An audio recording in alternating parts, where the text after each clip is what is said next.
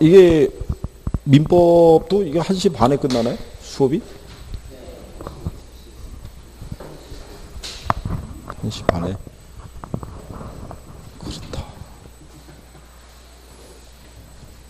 자, 뭐 어쨌든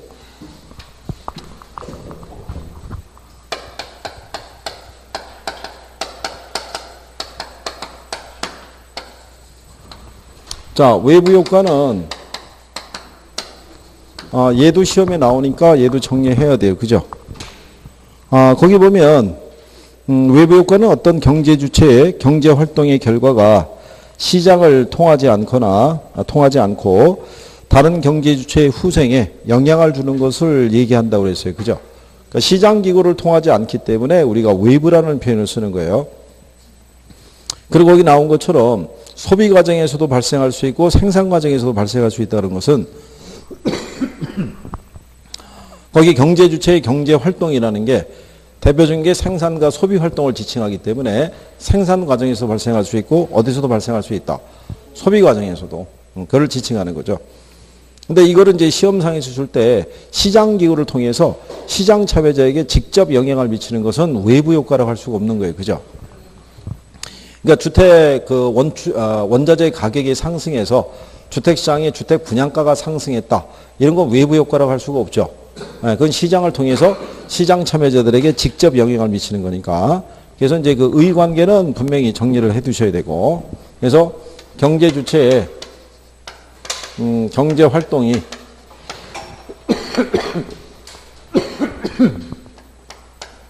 어디를 통하지 않고 시장 기구를 통하지 않고 거래 당사자가 아닌 누구에게 제3자에게 의도하지 않는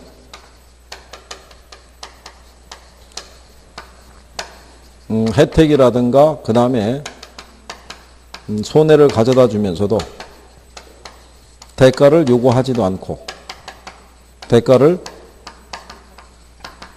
지불하지도 않는 것을 우리가 외부 효과라고 그랬어요. 그죠?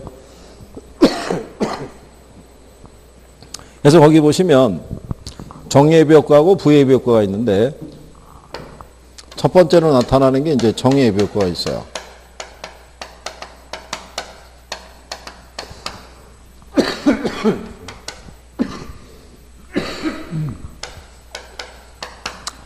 자, 정예외부 효과의 의의는 이제 밑에 위에 거를 생각하시면 되고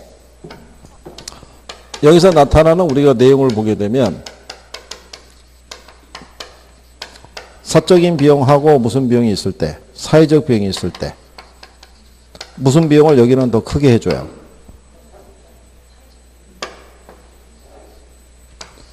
이 비용이 크겠죠. 이건 알아야 돼요. 무슨 비용을 더 크게 해준다. 네, 그러니까 사회적 비용을 작게 해주는 거예요. 그죠? 근데 얘는 시장에서 무슨 생산의 문제를 가지고 있다. 과소 생산. 그렇기 때문에 정부가 각종 뭐를 지급해 줌으로써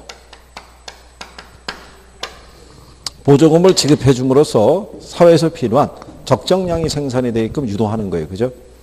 그게 무슨 효과냐면 정의 외부 효과예요. 근데 이게 조금 더 들어가면요. 이 보조금을 지급해 주는 거는 부의 외부 효과에서도 발생해요. 부의 외부 효과에서도. 왜 그러냐면 공해를 유발하는 공장이 있잖아요.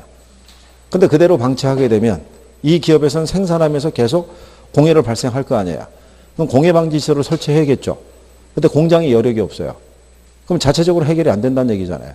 그럼 정부가 뭐를 지급해 줌으로써 보조금을 지급해 줌으로써 그 시설을 설치하도록 유도할 수 있어요, 없어요? 유도할 수 있죠. 근데 그 표현이 나오면 여러분들이 헷갈린다고요. 왜냐하면 보조금 지급은 어디에서만? 정의 외부효과에서 발생하는 거 알고 있지. 부의 외부효과에도 그걸 지급한다? 그러면 또 착각할 거 아니에요. 그러니까 선생들이 표현할 때 부의 외부효과에서는 그 표현을 가급적이면 안 해주는 거예요. 나중에 나왔을 때 어디에 적용하는지를 제대로 구별이 안 돼 있는데 그걸 반영하면 힘들어하니까. 그러니까 이 정도 선에서. 그래서 사적인 비용은 누가 부담하는 비용이라고 그랬어요.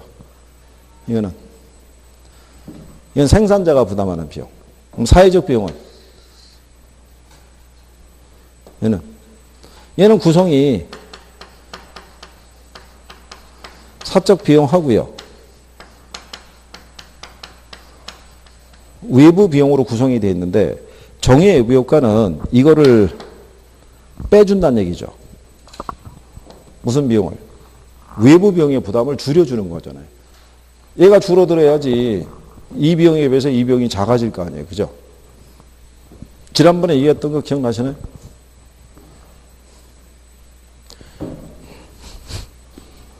자, 우리가 지난번에 이렇게 설명했잖아요. 제주도에 서귀포시에 가면 여기 제주 월드컵 경기장이 있어요. 근데 이 월드컵 경기장 부지를 한 사람이 기부했다고 그랬죠. 그렇잖아요. 그래서 여기 가면 부제가 강창학 경기장이라고 되어 있어요. 그 부지를 기부한 사람의 이름을 따서. 그러면 여기서 월드컵 경기장이 있음으로써 여기에서 무슨 경기가 열려요? 이 경기장이 없으면 제주도에도 지금 프로축구단이 있고 프로축구 경기가 여기서 열린다는 얘기는 얘가 있어서 가능한 거예요. 이게 없으면 여기서는 경기가 열리지 않을 거고 그럼 제주도에서도 축구 경기를 좋아하는 사람이 있죠. 이 사람이 그 경기를 직접 보려고 그러면 어디를 나가야 돼요? 부산을 나가든 아니면 광주를 가든 아니면 서울로 오든 그러면 많은 뭐가 들어가요? 교통비용이 발생할 거 아니에요. 근데 얘가 존재함으로써 나갈 이유가 없어진 거잖아요. 여기 그냥 거주하고 있어도 계속 와서 경기할 테니까. 그러면 사적인 비용은 저 사람이 그 부지를 갖다가 개인적으로 뭐 한 거예요? 기부한 거잖아요. 부지의 가치가 만약에 100억이라고 생각해 보자고요. 그죠? 그러면 이 100억이 들어감으로써 이 사람들이 외부에 나가서 축구 경기를 관람하기 위해서 지불하는 교통비용은 어떻게 돼요? 계속 줄어들 거 아니에요. 그렇잖아요. 그러니까 결국은 두 개의 비용을 합한 게 사회적 비용인데 얘가 점점 줄어드니까 당연히 얘보다는 얘가 작아질 수밖에 없죠. 무슨 효과로 인해서? 정의예배 효과로 인해서. 근데 이런 경우는 시장에서 많다, 적다. 적다라는 거예요. 그러니까 정의예배 효과는 이게 마이너스로 나타나는 거예요. 부예배 효과는 뭐로? 플러스로 나타나는 거예요. 그러니까 사회적 비용이 사적 비용보다 커지는 결과를 초래하는 건 부예배 효과. 이거는 무슨 효과예요? 정의예배 효과니까.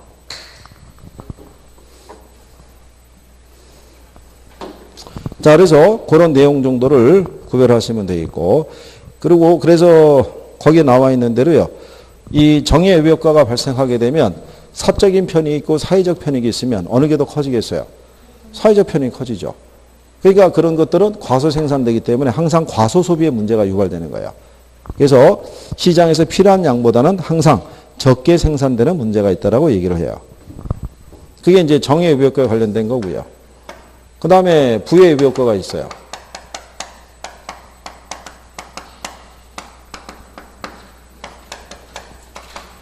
의의는 이제 저기다가 정리한 거고요.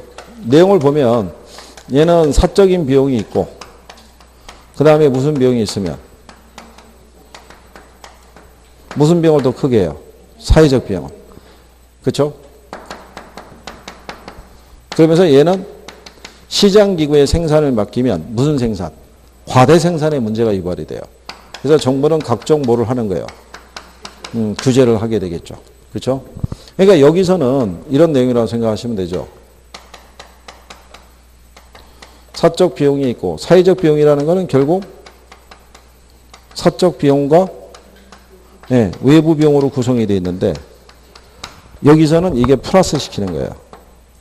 그렇죠? 그러니까 얘가 얘보다 커질 수밖에 없죠. 이 비용이 누가 부담하는 비용이냐면 생산에 참여하지 않는 사람들이 부담하는 비용인 거예요. 외부 비용이. 그럼 만약에 공해를 유발하는 공장이 있잖아요. 그러면 걔가 제품을 생산하면서 얻는 생산비에는 공해를 유발해서 발생하는 오염을 시킨 부분을 정화시키는 비용까지는 반영이 안 돼 있는 거야. 그냥 자체 생산비만 들어가 있지. 그럼 외부 비용은 누가 부담해요? 오염된 공기를 정화시키는 비용은 결국은 생산에 참여하지 않는 일반 국민들이 부담할 거 아니에요. 그러면은 걔네들이 생산 비용이 가령 예를 들어서 100만 원이라고 가정할 때 추가되는 외부 비용이 20만 원이라고 그러면 얘네들이 항상 커질 수밖에 없죠. 공해가 계속 유발이 되면 공해를 발생하는 것을 제거하는 비용은 생산에 참여하지 않는 일반 시민들이 부담해야 될 거 아니에요. 그래서 이런 부작용을 초래하는 게 무슨 효과다? 외부 효과죠. 그래서 이거는 각종 뭐를 통해서 규제를 통해서 대표적인 게 뭐를 부과하는 거라고 그래요? 조세를 부과하는 거. 그죠? 그런 것들을 우리가 얘기를 했고요. 이 조세를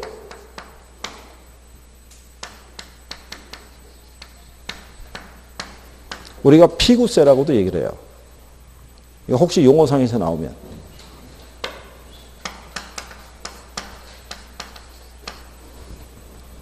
피구라는 학자가 부의 외부 효과를 해결하기 위해서는 적절한 뭐를 해야 된다? 과세를 해야 된다라고 얘기를 해요. 과세. 그래서 일명 그 세를 피구세라고 얘기를 해요. 근데 이 사람은 조세를 부과를 해야 된다는 것까지는 제시를 했는데 어느 만큼의 조세를 부과해야 되는지의 기준은 제시를 못 해준 거예요. 그냥 명칭 정도로만 알고 계시면 돼요. 만약 선생님이 모의고 썼을 때 피구세에 대한 논리가 나오면 부의 외부 효과랑 결부해서 그냥 맞다. 이 정도로 인식하시면 돼요. 그래서 얘는 항상 시장에서 무슨 생산? 쟤는 무슨 생산? 과소 생산. 그러니까 이걸 자주 물어보는 거예요. 그럼 얘를 왜 자주 물어보겠어요? 과소고 과대인데 왜 이거를 바꿔서 주겠어요? 아까 얘기했지만 시장 실패라는 게 그거잖아요. 시장에서 필요한 양보다 많이 생산되거나 적게 생산되는 게 시장 실패니까 이걸 기본 포인트로 해서 물어보는 거예요. 과대인데 과소로, 과소인데 과대로 이렇게. 그러니까 그 정도는 기본적으로 정리가 돼 있으시면 되겠고. 그 다음에 정의 외부 효과랑 관련되어 있는 사회적인 현상은 핀피 현상이에요. 그죠? 이거는 플리즈 인 마이 프론티아드니까. 그 다음에 얘는 무슨 현상? 이건 님비 현상인 거야. not in my backyard니까. 다 지역 이기주의와 결부되어 있다라고 얘기했어요. 그죠? 네, 그래서 그런 쪽으로 구별하시면 되겠고. 그래서 대부분 정의 외부 효과가 유발되면요. 수요 곡선이 어느 쪽으로? 우측으로. 부의 외부 효과가 발생하면 정부의 규제로 인해서 공급이 줄어드니까 공급 곡선이 어느 쪽으로? 좌측으로. 네, 그 정도만 기억을 해 두시면 돼요. 무슨 말인지 아시겠죠? 그리고 거기 61페이지 하단 박스에 가면 오른쪽 시장에 시멘트 공장 설치 시 인근 주택시장에 미치는 영향 뭐 이런 식으로 나오잖아요. 예, 그거는 그냥 참고하셔도 돼요. 이게 그 이후에 나오는 논리가 있는데 거기까지는 뭐 출제된 선례가 없어요. 그게. 그리고 그 내용이 조금 더 복잡해요. 내용 자체가.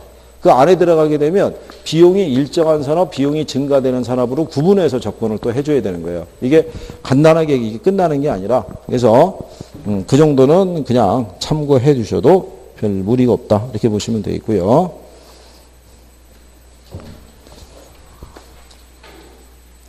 이게 나중에 규제 전에 투자자가 있고 규제 후에 투자자로 나눠져 가지고 다시 이걸 구별을 해줘야 돼요.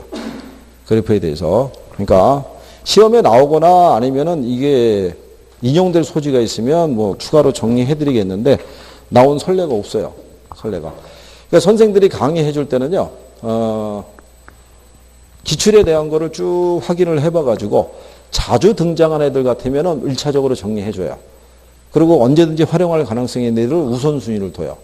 근데 만약에 지금까지 한 번도 안 나왔거나, 그쵸? 또 나올 가능성이 그다지 높지 않은 애들은 거의 선생들이 배제시켜요. 왜냐하면 여러분들은 지금 공부하는 분량도 많다고 생각해요. 근데 이거를 여기에다가 언젠가는 나올 수도 있겠지. 이런 것까지 포함시켜서 공부를 시키면은 분량이 많아져요.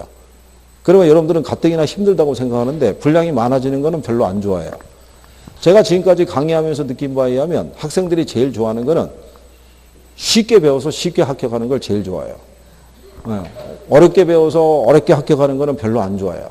그러니까 일단은 합격이 우선인 거예요. 합격이. 그러니까 요즘의 트렌드는 웬만한 건 잘라버려요. 이것만 해도 충분합니다. 그러니까 요즘의 트렌드는 이거예요. 그러니까는 여기까지는 안 끌고 들어가는데 선생님이 시험 임박하면 조금은 더 해줘요. 시험 임박하면. 불안해하기 때문에. 여기까지만 해도 되나. 모의고사 성적이 6시험을 넘겨 맞아도 불안하는 건 똑같아요. 이거 갖고 시험장에 들어가서 이것만 배워도 될까? 과연 점수가 나올까? 그런 걱정을 해요. 근데 그 걱정은 나중에 10월 달 되면은 학원에서 최종 모의고사 볼 거예요. 시험장 들어가기 한 2주 전? 빠른 좀 더 끌고 가는 애들은 이제 시험 보기 한 일주일 전쯤에 최종 모의고사 보는데 최종 모의고사 성적이 거의 시험장 성적이라고 생각하시면 돼요. 학원에서 보는 최종 모의고사 성적이 한 60점 나오면 시험장 가도 한 60점 나와요. 근데 학원에서 보는 모의고사가 성적이 60점을 못 넘어가면 시험장 가서도 60점 나오기 힘들 수도 있어요. 그러니까 학원 모의고사에서 기본적인 성적이 나올 수 있도록 해주셔야 돼요. 모의고사에서. 또 어렵지 않게 내니까. 자, 그 다음에 62페이지 가면 외부 효과에 대한 대책이 있죠. 일단은 외부 효과 문제를 우리가 해결을 할 때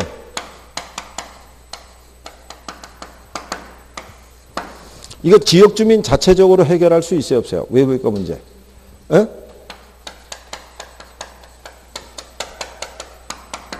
지역 주민 자체적으로 해결할 수도 있어요. 지역 주민 자체적으로 단체나 이런 걸 조직을 해서 지난번에 왜 얘기했었잖아요. 예를 들어서 인근 지역에 만약에 신축하는 공사장이 있으면 지역 주민 대표가 가가지고 건축회사 대표랑 협상을 해가지고 피해 보상 받을 수도 있어요, 없어요? 받을 수 있거나 소음을 줄일 수 있는 어떤 방법을 설치하거나 이렇게 유도할 수도 있는 거예요. 그러니까 지역 주민을 통해서도 해결은 가능할 수도 있다 이런 얘기예요. 그 다음에 외부 효과를 내부화하는 방법이 있죠. 내부화시키는 게 뭐를 부과해서? 조세를 부과함으로써. 그래서 외부 효과를 뭘 할 수도 있다. 내부화시킬 수 있다는 얘기는 아까 얘기한 것처럼 얘네가 어떤 이제 오염물질을 배출하게 되면 정부가 들어가서 규제할 거 아니에요. 그러면 이제 거기에 따른 각종 이제 과세를 부과하거나 하게 되면 얘들은 어쩔 수 없이 공해 방지 시설들을 설치할 수밖에 없잖아요. 그러니까 외부 비용이 내부화가 되는 거예요. 생산비에 모두 들어가니까. 공해를 방지하는 시설에 대한 어떤 생산비도 다 포함이 되니까. 그래서 외부 비용을 내부화시키는 방법도 존재하고. 그 다음에 합병도 가능하다고 그랬죠. 네.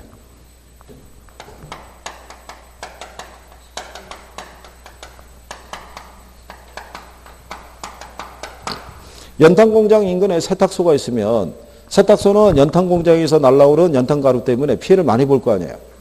근데 연탄공장 주인은 세탁소 주인이 피해보는 걸 신경 안 쓰겠죠. 세탁소 자격이 아니니까. 근데 만약에 어쩌자 하다 보니까 세탁소를 자기가 인수하게 됐어요. 그러면 연탄공장에서 생산하는 연탄가루가 날리는 것을 조심하겠죠. 자기 세탁소가 피해를 보니까. 그럼 자체적으로 해결이 또 된다 안 된다? 되는 거죠. 그러니까 합병을 통해서도 해결은 가능하다는 얘기예요. 그 다음에 거기 보시면 코즈 정리라고 돼 있죠.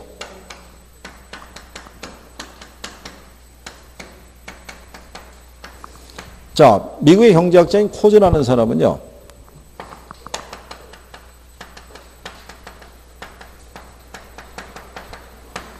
재산권에 관한 어떤 기준을 제시해 주게 되면요. 정부가 굳이 개입하지 않더라도 외부 효과의 문제는 시장을 통해서 해결할 수 있다라고 얘기를 하는 거예요. 그죠? 이 코즈의 정리는 주로 어디랑 관련이 있는 거냐면요. 여기에.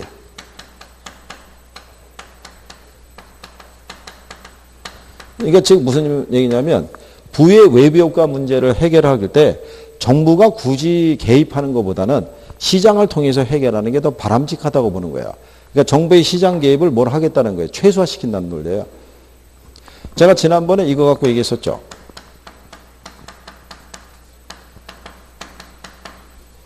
층간소음 문제 있잖아요. 그러면 여기서 위에서 소음이 나면 이 사람 피해를 보잖아요. 그렇잖아요.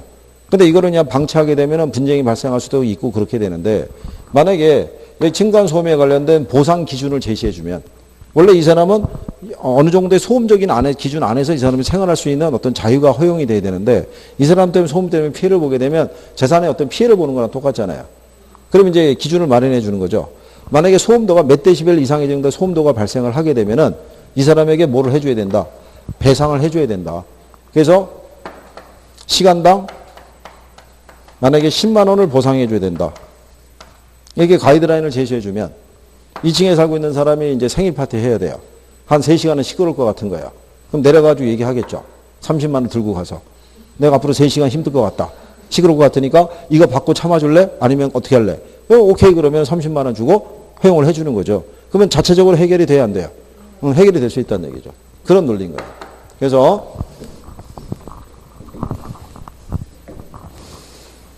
그래서 그렇게 구별을 하시면 되겠고요. 자, 그래서 이제 외부 효과에 대한 해결책에 대한 것까지 정리하신 거고. 그 다음에 이제 뒤로 넘어가시면, 64페이지에 가면 정부의 시장 개입 수단이라고 있죠. 네.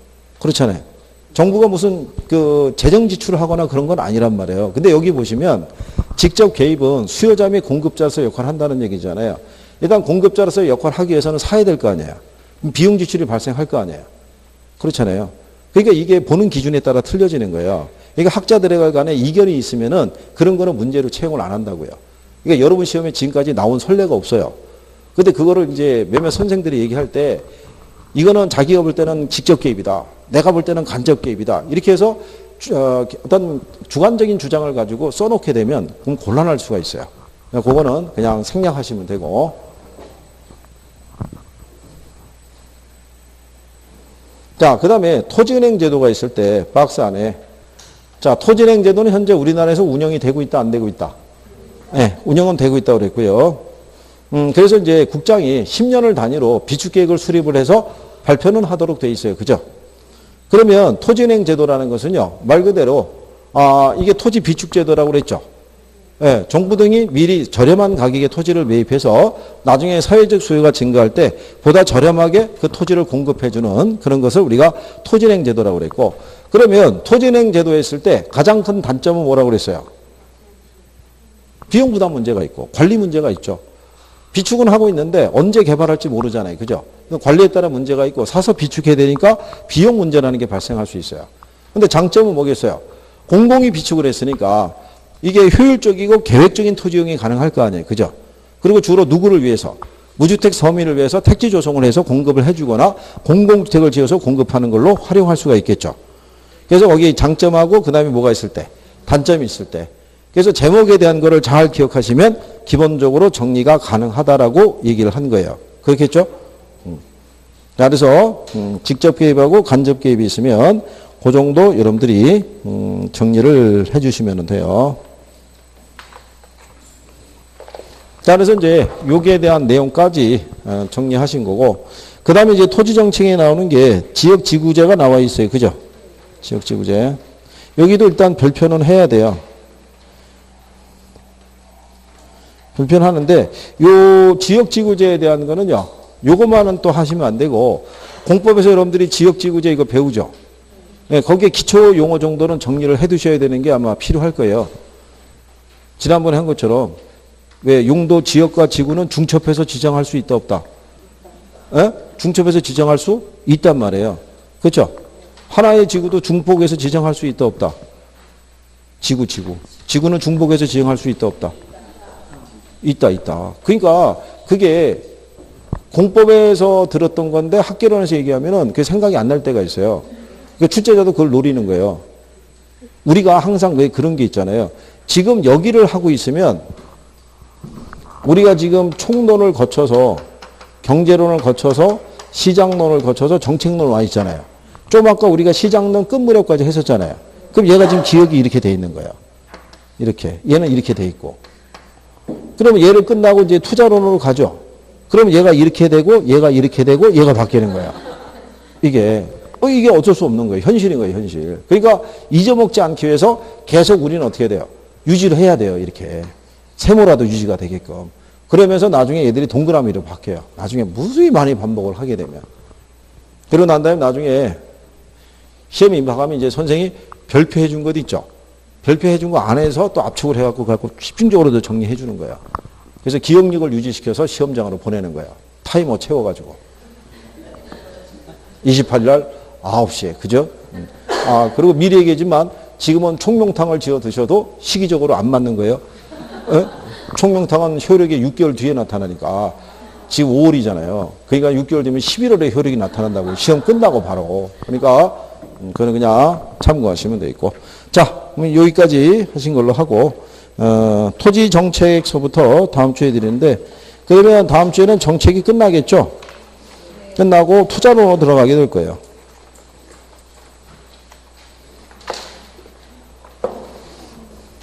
지난번에 채점한 결과에 의하면 투자하고 금융에 대한 부분이 조금 하여간 떨어져요. 그 부분을 지난번에 아마 여러분들이 6개의 문제만 조금 정답률이 조금 있었고 임대료 규제가 이건 정답률은 제일 높게 나왔었어요. 임대료 규제 정책이 그 한 70% 정답률이. 그 다음에 포트폴리오 이론에서 한 64%. 네, 그 정도 해가지고 한 6개 정도가 하여간 그 정답률이 평균적인 수준보다 높게 나온 거고, 과락보다 높게, 40% 이상에. 근데 이제 취약하게 나온 애들이 의외로 토지의 특성도 많이 틀렸고요.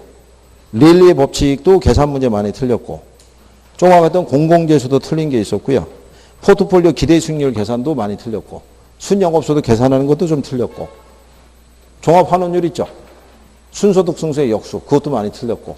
그러니까 그런 것들을 조금씩 보완을 하시는 게 필요할 거고, 개발도 의외로 성적이 잘 안 나왔고요. 개발은 문제 물론 한 문제밖에 안 드렸지만 정답률은 많이 떨어져 있었다고 생각하시면 돼요. 그래서 보완을 하면 늘어나요. 그러니까 오늘 얘기한 것처럼 남아서 복습 좀 하시고, 예? 오늘 경제론 위주로 공부를 쭉 하시고, 내일은 시장론 위주로, 모레는 또 정책론, 금요일 날은 예를 들어서 투자론, 이렇게 한번 이렇게 일주일 내내 이렇게 돌게 되면요, 틀림없이 실력이 늘어나요. 장담하는데. 그렇죠. 그러면 아마 6월달 말 정도가 되면 갑자기 그럴 거예요. 2차 나와. 이렇게 얘기할 거예요. 1차 다 됐다고. 그러니까 6월달까지만 그렇게 해주시면 돼요. 자, 오늘은 여기까지 합니다. 고생했습니다. 수고하셨습니다.